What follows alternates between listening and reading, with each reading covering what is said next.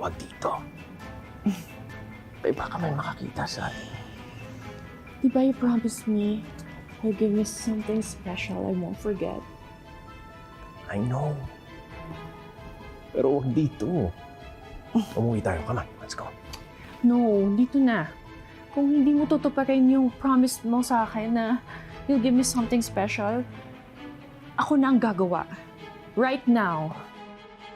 Kurt, baka kailangan kausapin ko ng masinsinan si Atty. Alon bago ko kausapin si Ira. Pwede naman.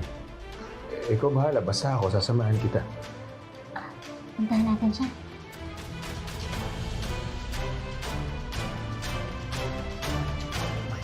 Baka mamaya may pumasok. No. Umuwi na sila. Wala nang tao. You'll love this.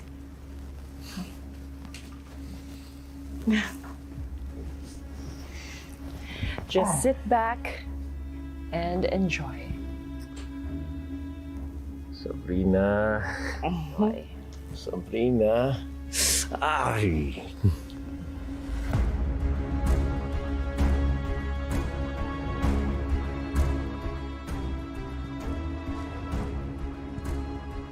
Lilet, sandali lang.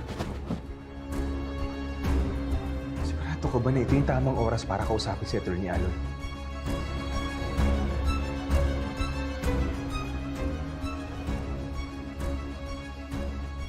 Kurt, kailan pa ba yung best time? Gusto ko na talaga kasing maayos to eh. Gusto ko nang linawin to kay Atty. Alon. Pagkatapos kay Ira naman,